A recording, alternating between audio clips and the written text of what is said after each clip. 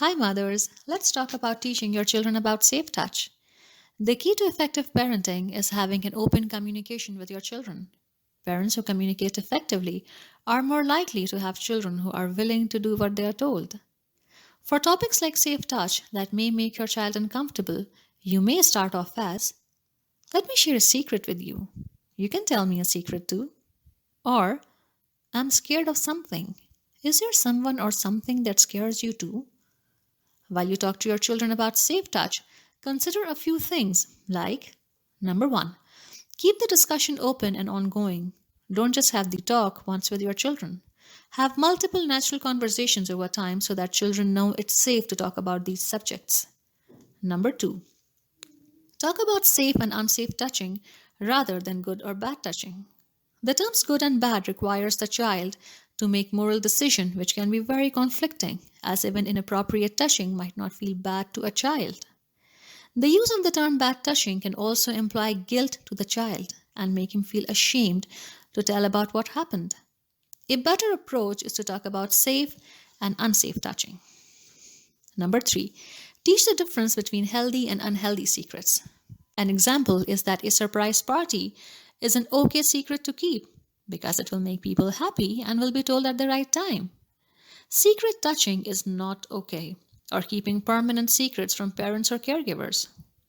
Number four, have your child name five people they could talk to if someone was touching them in an unsafe way. Children are often afraid to tell their parents out of fear of punishment or because of a threat made by a perpetrator. So it's important for your child to know they can seek out other trusted adults to confide in. Instruct your child that they should keep telling until someone helps them. Number five, teach proper names for body parts so that if children disclose any inappropriate touching, it will be clear what they are talking about. Number six, revisit the safety talk. Children learn through repetition. How many times do you remind children to look both ways before crossing the street? Number seven, teach beyond stranger danger. In the vast majority of abuse cases, the offender was known and very often trusted by the victim's family.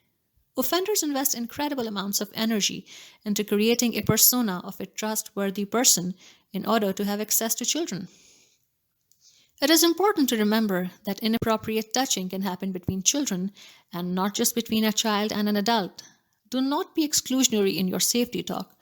Don't talk only about men or adults, but stress that no one should do these things with them.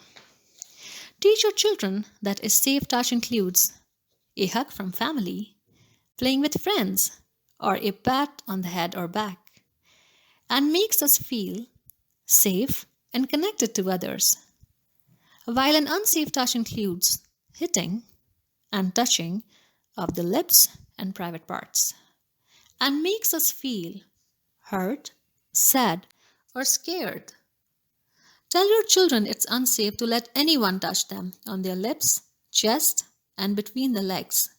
Similarly, they must not touch others in these areas even if asked.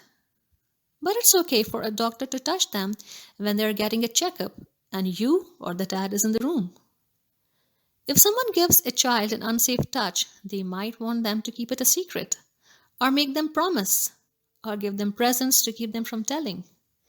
But in such a situation, teach your child to yell no, run away from there, and tell a trusted adult.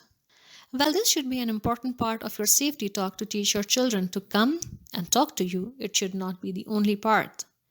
It's important to recognize that your children may not always feel comfortable telling you about things that are bothering them.